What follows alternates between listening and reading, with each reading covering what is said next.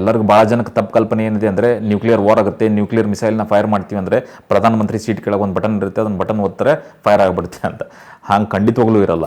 ಆ ಮಿಲಿಟೆಂಟ್ಸ್ ಆ ಕಿರಾನಾ ಹಿಲ್ಸಲ್ಲಿ ಏನಿದೆ ಅವ್ರ ಫೆಸಿಲಿಟಿ ಏನು ಟೆಸ್ಟಿಂಗ್ ಫೆಸಿಲಿಟೀಸ್ ಏನಿದೆ ಅಲ್ಲಾಗಲೇ ಅಟ್ಯಾಕ್ ಮಾಡಿದ ಉದಾಹರಣೆಗಳಿದೆ. ನಮ್ಮದು ಸ್ಯಾಟಲೈಟ್ಸ್ಗಳು 24 hours 24/7 365 days ಅದನ್ನು ಮಾನಿಟರ್ ಮಾಡ್ತಾನೆ ಇರುತ್ತೆ.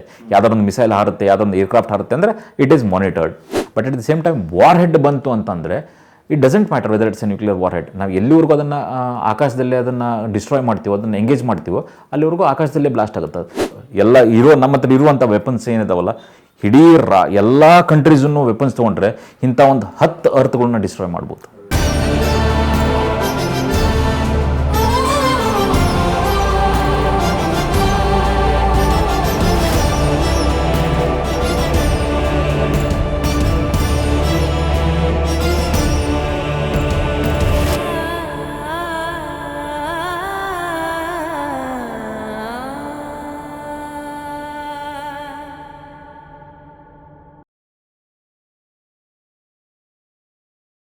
ಇಡೀ ಭೂಮಿಲಿ ಯಾವ ದೇಶದವ್ರು ಎಷ್ಟು ನ್ಯೂಕ್ಲಿಯರ್ ವೆಪನ್ಸ್ಗಳು ಇಟ್ಕೊಂಡಿದ್ದಾರೆ ಅನ್ನೋದು ಯಾರಿಗೂ ಗೊತ್ತಿಲ್ಲ.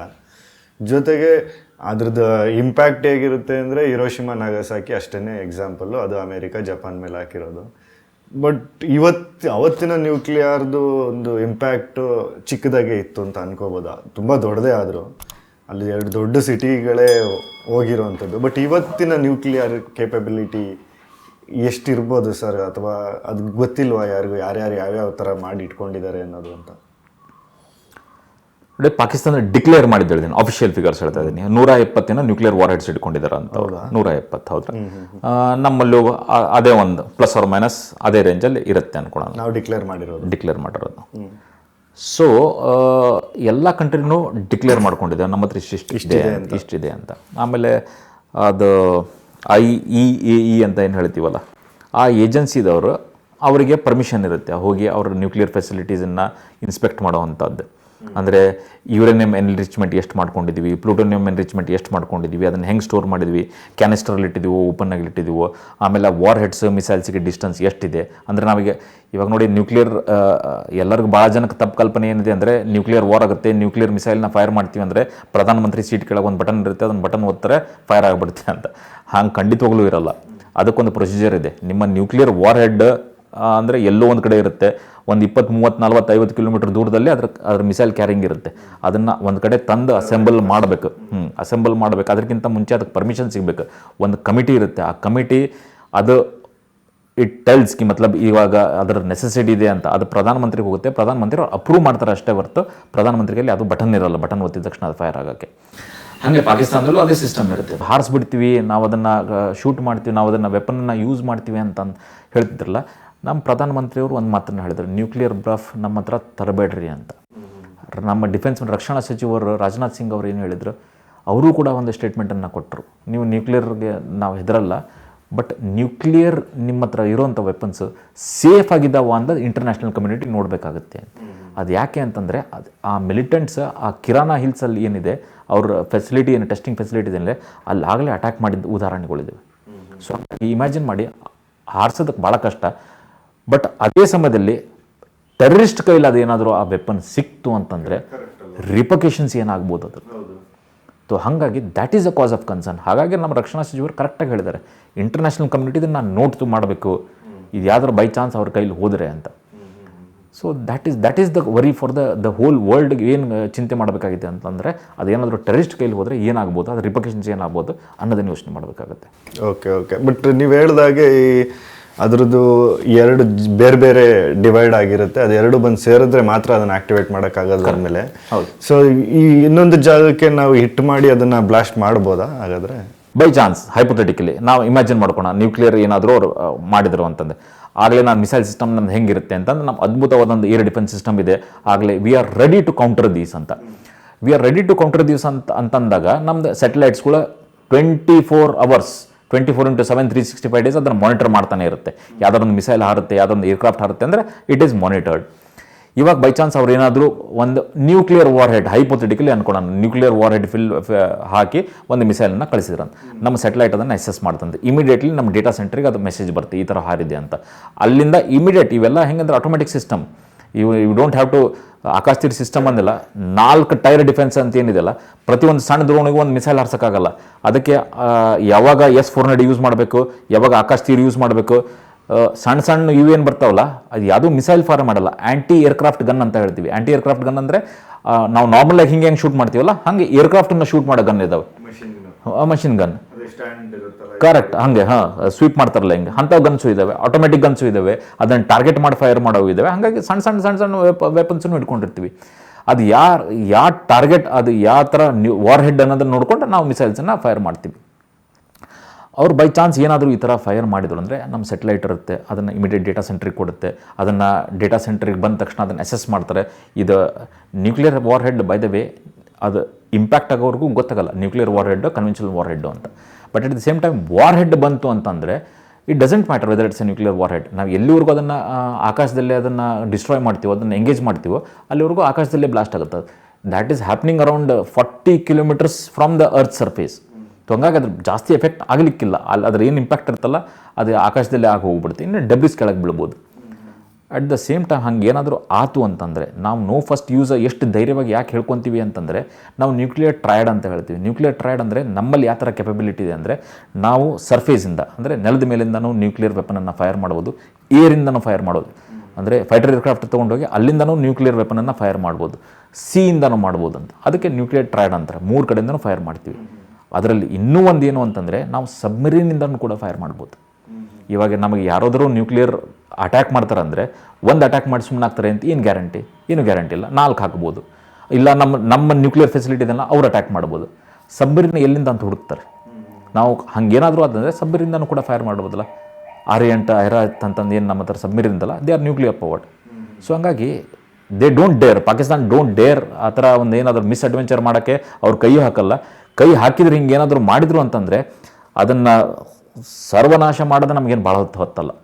ನೀವು ವಾಜಪೇಯಿ ಹೇಳಿದ್ದು ನೆನಪಿರ್ಬೋದು, ಕಾರ್ಗಿಲ್ ಯುದ್ಧ ಆದಾಗ ಅವರು USA ಪ್ರಧಾನಿ ಅವರು ಹೇಳ್ತಾರೆ ಅವರು ನ್ಯೂಕ್ಲಿಯರ್ ರೆಡಿ ಮಾಡ್ಕೊತಿದ್ರೆ ಹುಷಾರಾಗಿರ್ರಿ ಅಂತ.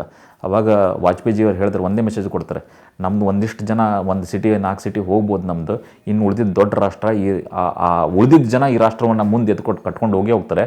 ಬಟ್ ನಾಳೆ ಬೆಳಗ್ಗೆ ಆಗೋದ್ರೆ ಪಾಕಿಸ್ತಾನ ಅಂತ ಒಂದು ದೇಶ ಇರಲಿಲ್ಲದಂಗೆ ನಾವು ನೋಡ್ಕೊತೀವಿ ಅಂದ್ರೆ. So that still holds good. ಇವತ್ತಿಗೂ ಕೂಡ ಹಂಗೆ ಮಾಡ್ಬೋದು ನಾವು.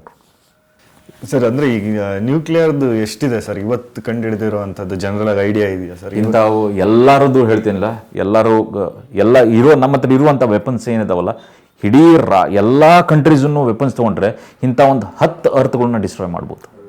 ಅಷ್ಟೊಂದು ನಾವು ಅಲ್ಲೇ ಕೂಡಿಟ್ಕೊಂಡ್ಬಿಡ್ತೀವಿ. ಏನು ಮಾಡ್ತೀವಿ ಗೊತ್ತಿಲ್ಲ, ಬಟ್ ಅದೊಂದು ಡಿಟರೆಂಟ್ ಅಂತ. ನನ್ನ ಹತ್ರ 500 ಇದ್ದಾವೆ, ನನ್ನ ಹತ್ರ 1000 ಇದ್ದಾವೆ, ರಷ್ಯಾದ ಹತ್ರ 1000+ ಇದ್ದಾವೆ.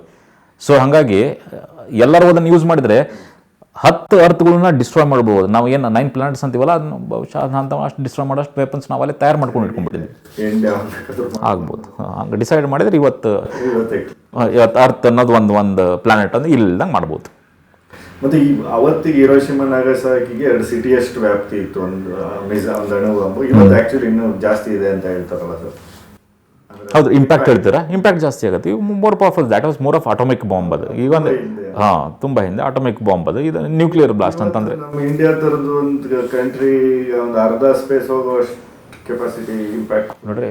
ಹೈಪೋಥೆಟಿಕಲಿ ಮಾತಾಡಿ ಜನರನ್ನು ಹೆದರ್ಸೋದು ಬೇಡ. ಈಗ ನನಗೆ ಯಾರೋ ಕೇಳ್ತಿದ್ರು, ಅವರು ಯಾವುದೋ ಒಂದು ಇಂಟರ್ವ್ಯೂವಲ್ಲೇ ಕೇಳಿದ್ರು, ಬೆಂಗಳೂರಿಗೆ ಹಾರಿಸ್ತಾರ ಸರ್ ಅವರು ಅಂತ, ಬೆಂಗಳೂರಿಗೆ ಹಾರಿಸೋ ಕೆಪಾಸಿಟಿ ಇದೆಯಾ ಅಂತ.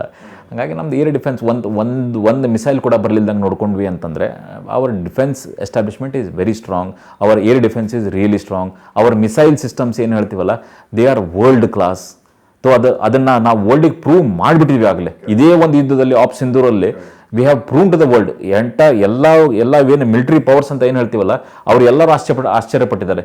ಇಂಥ ಟೆಕ್ನಾಲಜಿ ಇಂಡಿಜಿನಿಯಸ್ಲಿ ಇಂಡಿಯಾದವರು ಡೆವಲಪ್ ಮಾಡಿದಾರ, ಸತ್ಯನ ಇದು ಅಂತಂದು ಕುತ್ಕೊಂಡು ನೋಡ್ತಾ ಇದ್ದಾರೆ. ಸೊ ಅಂಥ ಒಂದು ಟೆಕ್ನಾಲಜಿ ಡೆವಲಪ್ ಮಾಡಿದಾಗ ಇಂಥದ್ದು ಹೆದರ್ಬೇಕಾಗಿದ್ದು ಏನೂ ಇಲ್ಲ. ಬಟ್ ಅದು ಏನೇ ನ್ಯೂಕ್ಲಿಯರ್ ಬರಬೇಕು ಅಂದ್ರೂ ಯಾವುದಾದ್ರೂ ಒಂದು ಜೆಟ್ ಥರ ಬಂದು ಅದರಿಂದನೇ ಆಚೆ ಬರಬೇಕಲ್ಲ ಸರ್, ಅಲ್ಲಿಂದಲೇ ಹಾಕ್ಬೋದು, ಮಿಸೈಲಿಂದನೂ ಹಾಕ್ಬೋದು. ನ್ಯೂಕ್ಲಿಯರ್ ವಾರ್ ಹೆಡ್ ಅದನ್ನು ಫಿಟ್ ಮಾಡಿ ಮಿಸೈಲ್ ಕೂಡ ಹಾರಿಸ್ಬೋದು, ಡೈರೆಕ್ಟಾಗಿ ಹಾರಿಸ್ಬೋದು. ಮಿಸೈಲ್ ಕೂಡ ಹಾರಿಸ್ಬೋದು. ಆಮೇಲೆ ಫೈಟರ್ ಏರ್ಕ್ರಾಫ್ಟಿಂದ ಬಂದು ಅದರಲ್ಲೂ ಮಿಸೈಲ್ ಎಸ್. ಈ ಜನಗಳಲ್ಲಿ ಹೇಳಿದ ಬೆಂಗಳೂರಿಗೆ ಹಾಕ್ತಾರಂತೆ, ಬೆಂಗಳೂರಲ್ಲಿ IT ಇರೋದು ಅಂದ್ರೆ ಅದು ಉಟ್ಕೊಂಡಿದ್ದ ಕಾರಣನು ಬೆಂಗಳೂರಿಗೆ ಹಾಕಿದ್ರೆ ಆಲ್ಮೋಸ್ಟ್ ಬೇರೆ ದೇಶಗಳದ್ದು ಒಂದಷ್ಟು ಬಿಸ್ನೆಸ್ ಕಟ್ ಆಫ್ ಮಾಡಿಬಿಡ್ಬೋದು. ಅಲ್ಲ, ಬಿಸ್ನೆಸ್ ನೋಡಿ, ಇವಾಗ ಇದರಲ್ಲಿ ಎಕನಾಮಿಕ್ಸ್ ಬರಲ್ಲ, ಇದರಲ್ಲಿ ಇಂಪ್ಯಾಕ್ಟ್ ಅಂತ ಬರುತ್ತೆ. ನಾವು ಇದರಲ್ಲಿ ಬಿಸ್ನೆಸ್ ಹುಡುಕೋದು ಬೇಡ, ಇದರಲ್ಲಿ ಇಂಪ್ಯಾಕ್ಟನ್ನು ಹುಡುಕೋಣ. ಇವಾಗ ಅವರು ಮಿಸೈಲನ್ನು ಫೈರ್ ಮಾಡಿದ್ರು. ಡೆಲ್ಲಿಗೆ ಮಿಸೈಲ್ ಟಾರ್ಗೆಟ್ ಮಾಡಿದ್ರ, ಅಮೃತ್ಸರ್ ಗೋಲ್ಡನ್ ಟೆಂಪಲ್ ಟಾರ್ಗೆಟ್ ಮಾಡಿದ್ರ, ಹೌದಾ? ಅದು ನಮಗೆ ಹೆಂಗೆ ಗೊತ್ತು ಅದರಲ್ಲಿ ನ್ಯೂಕ್ಲಿಯರ್ ಇತ್ತು ಇಲ್ವೋ ಅಂತ? ನಮಗೆ ಗೊತ್ತಿಲ್ಲ. ಬಟ್ ಅದು ಇಂಪ್ಯಾಕ್ಟ್ ಆದಾಗ ಗೊತ್ತಾಗುತ್ತೆ ಅಂದ್ಕೊಳ್ಳಿ. ಬಟ್ ಅದು ಏನಾದರೂ ಬಂದು ಬಿದ್ದಿದ್ರೆ ಅದರ ಎಫೆಕ್ಟ್ ಆದಮೇಲೆ ಗೊತ್ತಾಗುತ್ತೆ ಇದು ನ್ಯೂಕ್ಲಿಯರ್ ಇತ್ತು ಇಲ್ಲೋ ಅಂತ. ಸೊ ಆ ಮಿಸೈಲ್ನ ನಾವು ಇಂಟರ್ಸೆಪ್ಟ್ ಮಾಡಿದ್ವಾ? ಗೋಲ್ಡನ್ ಟೆಂಪಲ್ ಮೇಲೆ, ಗೋಲ್ಡನ್ ಟೆಂಪಲ್ ಇಮ್ಯಾಜಿನ್ ಮಾಡಿ, ಎಷ್ಟು ಥರ್ಡ್ ರೇಟ್ ಜನ, ಎಷ್ಟು ಚೀಪ್ ಯೋಚನೆ ಮಾಡ್ತಾರೆ ಇವರು ಅಂತ. ಗೋಲ್ಡನ್ ಟೆಂಪಲ್ ಮೇಲೆ ಹಾರಿಸಿದ್ರೆ ಎಲ್ಲೋ ಒಂದು ಕಡೆ ಅದನ್ನು ಎಕ್ಸ್ಪ್ಲಾಯ್ಟ್ ಮಾಡ್ಬೋದು. ಅಂದರೆ ಸಿಕ್ ಜನನ ಇವ್ರು ನೋಡಿ ಇಂಡಿಯಾದವ್ರು ಮಾಡಿದ್ರು, ನಿಮ್ಮ ಮಿಸೈಲ್ನ ಏನೋ ಒಟ್ಟು ಬೆಂಕಿ ಹಚ್ಚೋದು ಒಳಗೆ ಜಗಳನ್ನ ತಂದಿಡೋಕ್ಕೆ. ಅಫ್ಘಾನಿಸ್ತಾನ ಮೇಲೆ ನಾವು ಫೈರ್ ಮಾಡಿದ್ವಿ ಅಂತ ಹೇಳಿದ್ರು. ಚೈನಾದವ್ರು ಇನ್ವಾಲ್ವ್ ಮಾಡ್ಕೊಂಡು ನೋಡಿದ್ರು. ಯಾಕಂದರೆ ಪಾಕಿಸ್ತಾನಿಗೆ ಗೊತ್ತು ಕನ್ವೆನ್ಷನಲ್ ವಾರಲ್ಲಿ ಅವ್ರು ನಮ್ಮಿಂದ ಗೆಲ್ಲಕ್ಕೆ ಸಾಧ್ಯನೇ ಇಲ್ಲ, ಅದಕ್ಕಿಂತ ಮಾಡ್ತಾರೆ. ಇಮ್ಯಾಜಿನ್ ಗೋಲ್ಡನ್ ಟೆಂಪಲ್ ಅಂತ ಒಂದು ರಿವರ್ಡ್ ಪ್ಲೇಸ್, ಅದು ಅಂಥದನ್ನು ನೀವು ಟಾರ್ಗೆಟ್ ಮಾಡ್ತೀರಿ ಅಂತಂದರೆ. ಸೊ ಅದು ಅವ್ರು ಟಾರ್ಗೆಟ್ ಮಾಡಿದ್ದು ನಿಜ, ಬಟ್ ನಾವು ತಡೆದ್ವೋ ಇಲ್ಲ ಅದನ್ನು. ಹಾಗೆ ಬೆಂಗಳೂರಿಗೆ ಬಂದರೂ ತಡೀತಾರೆ, ನಾನು ಹುಬ್ಳಿಗೆ ಬಂದರೂ ತಡೀತಾರೆ, ಚಿತ್ರದುರ್ಗಕ್ಕೆ ಬಂದರೂ ತಡೀತಾರೆ, ಎಲ್ಲಿ ಎಸ್ ಅಬ್ಸಲ್ಯೂಟ್ಲಿ ನಿಶ್ಚಿಂತವಾಗಿರಿ. ಎಲ್ಲಿವರೆಗೂ ಭಾರತೀಯ ಸೇನೆ, ಭಾರತೀಯ ರಕ್ಷಣಾ ಪಡೆ ಇರುತ್ತೆ, ಡಿಫೆನ್ಸ್ ಫೋರ್ಸಸ್ ಇರುತ್ತೆ, ಅಲ್ಲಿವರೆಗೂ ಏನೂ ಆಗಲಿಲ್ಲಂಗೆ ಬಿಟ್ಟು ನೋಡ್ಕೊಳ್ಳೋ ಜವಾಬ್ದಾರಿ ಅವ್ರದ್ದು. ನಾನು ಹಿಂದಿನ ಬ್ಯಾಚ್ ಏನಿತ್ತಲ್ಲ, 80 ಜನ, ಒಬ್ಬರು ಸೆಲೆಕ್ಟ್ ಆಗಲಿಲ್ಲ. ನಮ್ಮ ಬ್ಯಾಚ್ ಏನು ಅಷ್ಟು ಚೆನ್ನಾಗಿತ್ತು, ಏನು ಫಾರ್ಚುನೇಟ್ ಇದ್ವೋ ನಾವು ಗೊತ್ತಿಲ್ಲ, ನಮ್ಮ ಬ್ಯಾಚಲ್ಲಿ 3 ಜನ ಸೆಲೆಕ್ಟ್ ಆಗ್ತೀವಿ. ನಾವು coming to officers selection process. Selection ಹೆಂಗಾಗುತ್ತೆ ಅಂತಂದರೆ, ನಂಗೆ ಸುಮಾರು ಜನ ಕೇಳ್ತಾರೆ, ನಾನು 10 ಅಟೆಂಪ್ಟ್ ಮಾಡಿದೆ, ನಂಗೆ ಆಗಲಿಲ್ಲ. ನೀವು ಸೆಲೆಕ್ಟ್ ಮಾಡಲಿ ಅಂದರೆ ಅದರ ಅರ್ಥ ನೀವು ಎದಕ್ಕೂ ಫಿಟ್ ಇಲ್ಲ ಅಂತಲ್ಲ, ನೀವು ಆರ್ಮಿ ಹುದ್ದೆಗೆ ಮಾತ್ರ ಫಿಟ್ ಇಲ್ಲ ಅಂತ. ನೀವು ಬೇರೆ ಎಲ್ಲೋ ಕಡೆ ಒಂದು ಲೆಕ್ಚರರ್ ಆಗ್ಬೋದು, ಇಲ್ಲ ಒಂದು ಸಾಫ್ಟ್ವೇರ್ ಕಂಪ್ನಿಯಲ್ಲೋ, ಒಂದು ಡಿಸೈನಲ್ಲೋ you might excel, you might exceedingly do well, ನೀವು ಎಲ್ಲರಿಗಿಂತ ಚೆನ್ನಾಗಿ ಪರ್ಫಾರ್ಮ್ ಮಾಡ್ಬೋದು. ಬಟ್ ಆರ್ಮಿಗೆ ಸೂಟ್ ಆಗಲ್ಲ ಅಂತ. 1 ವರ್ಷದಲ್ಲಿ ಯಾವ ಥರ ಟ್ರೈನಿಂಗ್ ಕೊಡ್ತಾರೆ ಅಂದರೆ, ನಮ್ಮಲ್ಲಿ ನಾವು ಒಂದಿಷ್ಟು ಮೆಂಟಲ್ ಬ್ಯಾರಿಯರ್ಸ್ನ ಹಾಕೊಂಡ್ಬಿಟ್ಟಿರ್ತೀವಿ, ನನ್ನ ಕೈಲಿ ಇದು ಆಗಲ್ಲ ಅಂತ. ಅಲ್ಲಿ ಹೋಗಿ ಇಂಡಿಯನ್ ಮಿಲಿಟರಿ ಅಕಾಡೆಮಿಯಲ್ಲಿ ಜಾಯ್ನ್ ಆದಾಗ 16 ಕಿಲೋಮೀಟರ್ ನೀವು ಓಡಬೇಕಂದ್ರೆ ನಗತಿದ್ವಿ, 16 ಕಿಲೋಮೀಟರ್ ಓಡೋಕ್ಕಾಗತ್ತಾ ಅಂತಂದು ಆ ಒಂದು ಮೆಂಟಲ್ ಬ್ಯಾರಿಯರ್ ಇರ್ತಿತ್ತು. 1 ವರ್ಷದಲ್ಲಿ ಏನೇನು ಕಲಿಸ್ಬೇಕು ಅವ್ರು? ನಿಮಗೆ ಮಿಲಿಟರಿ ಹಿಸ್ಟ್ರಿ ಕಲಿಸ್ಬೇಕು, ಮಿಲಿಟರಿ ಟ್ಯಾಕ್ಟಿಕ್ಸ್ ಕಲಿಸ್ಬೇಕು, ವೆಪನ್ಸ್ ಹೇಗೆ ಯೂಸ್ ಮಾಡೋದನ್ನು ಕಲಿಸ್ಬೇಕು, ಹಾರ್ಸ್ ರೈಡಿಂಗು, ಸ್ವಿಮ್ಮಿಂಗು, ಯೋಗ, ಬಾಕ್ಸಿಂಗು, ಇವು ನೇಮ್ ಅ ಥಿಂಗ್ ಅದನ್ನು ಕಲಿಸ್ಬೇಕು.